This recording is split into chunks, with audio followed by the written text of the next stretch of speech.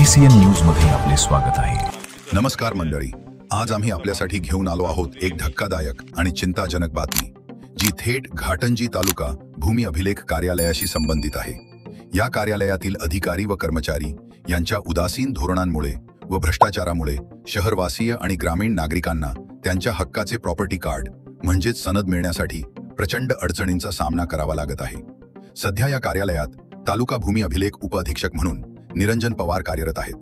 घाटंजी शहर आणि तालुक्यातील अनेक मालमत्ता, लेआउट्स व गावठाणगृहे यांना नियमित करणे ही या कार्यालयाची जबाबदारी आहे, पण दुर्दैवाने हे काम अजिबात होताना दिसत नाही। माहिती अशी की तत्कालीन नगराध्यक्ष वत्सला नानाजी धुर्वे असताना तत्कालीन नगरसेवक शैलेश ठाकूर यांच्या पुढाकाराने शहराच्या संपूर्ण सर्वे करून मोजणी करण्याबाबत शासनाच्या योजनेअंतर्गत नगरपालिकेकडून एका योजनेद्वारे रक्कम अदा करण्यात आली होती आणि त्याच अंतर्गत 2017 मध्ये मोजणी पार पडली होती। त्यावेळी जिल्ह्यातील 7ही तालुक्यांचे अधिकारी घाटंजी येथे येऊन इथल्या भूमी अभिलेख कार्यालयातील अधिकाऱ्यांना मदत करून मोजणी पूर्ण केली होती। त्यानंतर तयार झालेला अहवाल यवतमाळ जिल्हा अधीक्षक भूमी अभिलेख कार्यालयाला सुपूर्द करण्यात आला होता, पण आज 2035 आली तरी तो अहवाल तसाच धूळ खात पडू नये। यामुळे नागरिकांना गृहकर्ज मिळत नाही, मालमत्तेचे हस्तांतरण अडकून पडले आहे, शासनाच्या अनेक योजना थांबलेल्या आहेत आणि सर्वात महत्त्वाचे म्हणजे शासनाला मोठ्या प्रमाणात महसूल तोटा होत आहे। स्वामित्व योजना संपूर्ण राज्यात मोठ्या गाजावाजाने राबवली जात आहे।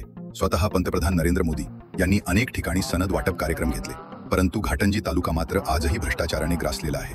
इथल्या कार्यालयात फक्त मोजक्याच लोकांना कागदोपत्री सनद वाटप केले जाते आणि मंत्री किंवा आमदारांच्या शासकीय कार्यक्रमात नाटक केले जाते। प्रत्यक्षात हजारो लोक अजूनही सनद मिळण्याच्या प्रतीक्षेत आहेत।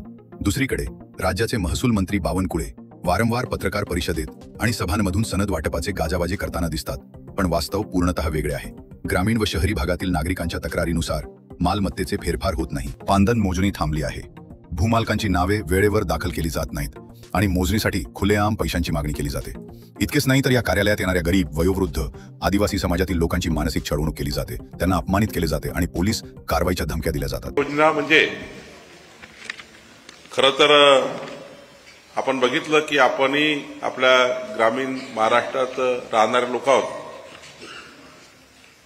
की जमिनीमध्ये वादविवाद, मालकी हक्कावरनं वादविवाद,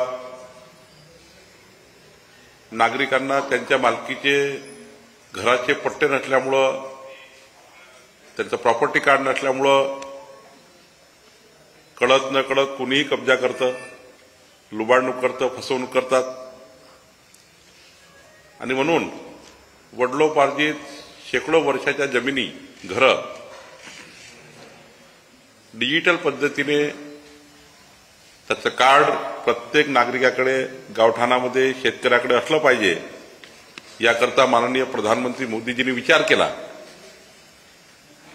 आणि आधुनिक युगामध्ये आधुनिक डॉक्युमेंट मालकीचं असलं पाहिजे, याकरता माननीय पंतप्रधान मोदीजींनी ड्रोनद्वारे या संपूर्ण महाराष्ट्राचा, देशाचे सर्वेक्षण केलं आणि त्या सर्वेक्षणातनं हे या ठिकाणी आता या महाराष्ट्राच्या जवळपास 30 जिल्ह्यामध्ये या कार्यक्रमाची सुरुवात होत आहे।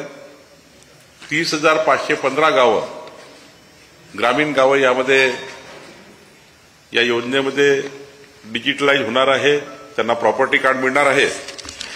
शासकीय जमिनीवरील अतिक्रमण काढून वृक्ष लागवड करण्याचे आदेश शासनाकडून असताना येथे फक्त फोटो काढून वृक्ष लागवडीची नौटंकी दाखवली जाते, मात्र भूसंपादन व मोजणीचे खरे काम होताना दिसत नाही। आदिवासी बहुल तालुका असलेल्या घाटंजीत सर्वात जास्त अन्याय या समाजावरच होत असून भूमाफियांना मात्र मानसन्मान मिळतो आणि त्यांची कामं प्राधान्याने केली जातात। सध्या या कार्यालयात 21 लोकांचा स्टाफ असून त्यात 4 भूमापक आहेत, तरीही नागरिकांची ही दुर्दैवी अवस्था का आहे, हा मोठा प्रश्न निर्माण होतो।